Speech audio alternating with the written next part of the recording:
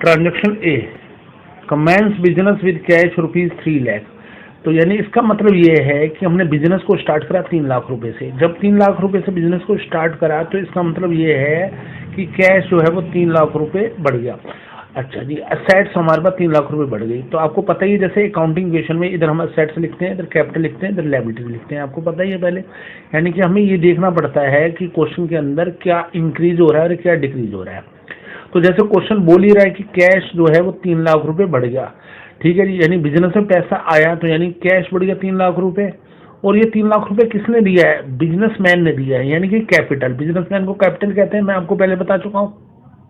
तो यानी कि कैपिटल में भी 3 लाख रुपए लिखेंगे, ठीक है जी। सेकंड ट्रांजेक्शन हमारे पास क्या आती है जी? कहता है जी सेकंड ट्रांजेक्शन कह रहे हैं कि बाउट गुड्स फ्रॉम राम ₹30,000। 30,000 रुपये का माल राम से खरीदा। जब 30,000 रुपये का माल राम से खरीदा तो यानी कि हमारे पास दुकान में माल आया, दुकान में माल आया, यानी कि असेट्स बढ़ गई। तो हम पहले तो सिंपल सी बात है कि ओल्ड ट्रांजेक्शन को लिख देंगे 3 लाख रुपए, यहाँ पे 3 लाख रुपए, और यहाँ पे 30,000 रुपये का नया माल आया है, यानी माल आया। माल को बिजनेस की लैंग्वेज में क्या कहते हैं बच्चों? बिजनेस की लैंग्वेज में कहते हैं स्टॉक।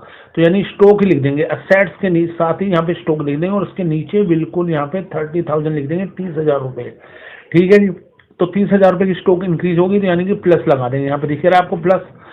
लेकिन ये राम से आया है, यानी कि हमने उधार खरीदा है। तो उधार खरीदा है तो यानी उधार खरीदा यानी कि उसको बोलते हैं लायबिलिटीज। तो इसको लायबिलिटीज में भी 30,000 रुपये दिखलाएंगे। अब क्या करेंगे जी? अब इनका टोटल कर देंगे। 3 लाख रुपए का 3 लाख रुपए, 30,000 का 30,000 रुपये, और यहाँ पे 3 लाख है तो 3 लाख रुपये, और 30,000 है तो 30,000। अब सी ट्रांजेक्शन पे आते हैं जी। सोल्ड गुड्स कॉस्टिंग ₹10,000, यानी माल बेचा जो कि 10,000 रुपये का था, कैश एट ₹13,000। 13,000 रुपये में 10,000 वाला माल 13,000 रुपये में बेचा। दुकान में 10,000 का माल था, उसे 13,000 रुपये में बेच दिया।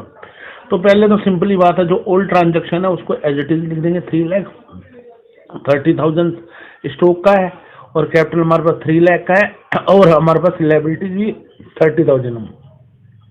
और ट्रांजेक्शन ये कह रही है कि हमने 13,000 रुपये में बेचा, कैश बेचा, तो कैश हमारे पास 13,000 रुपये बढ़ गया, तो कैश में 13,000 रुपये लिख देंगे कैश में, क्योंकि असेट्स है तो असेट जो चीज़ बढ़ जाएगी उसमें बढ़ा देंगे, ठीक है नहीं। लेकिन गुड्स तो 10,000 रुपये के लिए ना, तो गुड्स में से 10,000 घटा देंगे, तो इसलिए 30,000 में से 10,000 रुपये को लेस कर देंगे। लेकिन इसी के साथ ये प्रॉफिट हुआ 3,000 रुपये का। 3,000 का प्रॉफिट हुआ। बिजनेस को कौन चला रहा है? बिजनेस को चला रहा है बिजनेसमैन, यानी कि कैपिटल। तो प्रॉफिट भी कैपिटल में ऐड होता है, तो 3,000 रुपये हम प्रॉफिट को कैपिटल में ऐड कर देंगे।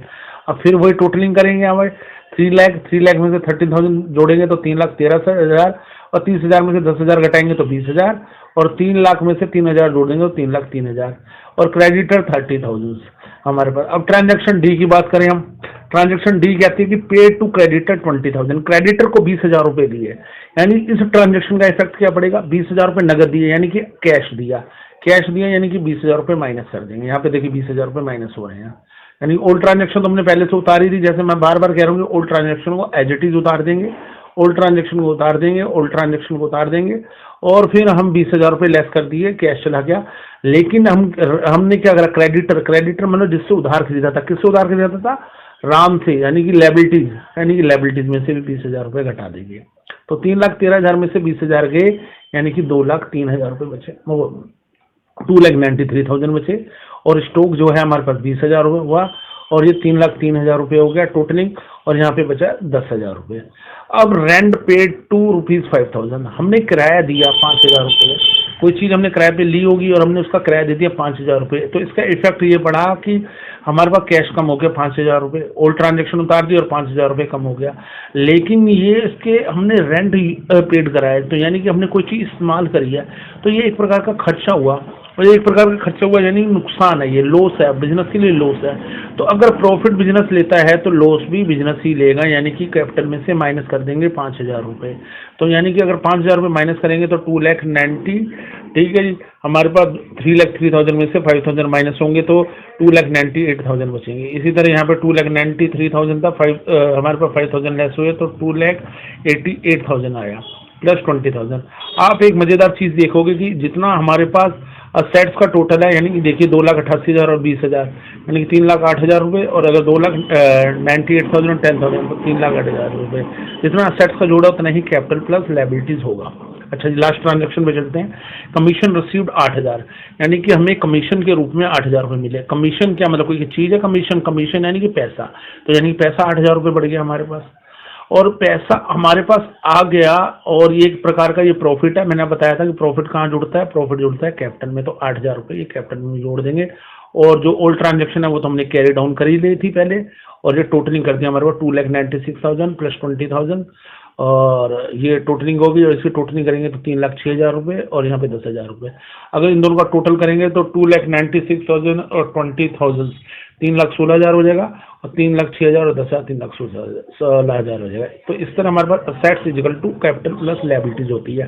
तो बिजनेस में जो भी ट्रांजेक्शन करेंगे उसका इफेक्ट असेट्स, कैपिटल और लायबिलिटीज पे पड़ेगा, और इस तरह पड़ेगा कि ये हमेशा इक्वली आएंगी। इसी को अकाउंटिंग इक्वेशन कहते हैं। तो एक्सपेक्टेशन करता हूँ बच्चों आपको समझ आ गया होगा। बाकी इसी तरीके से इजी अकाउंटिंग समझने के लिए गुरु विद्या इंस्टीट्यूट को फॉलो करते रहें। Thank you very much.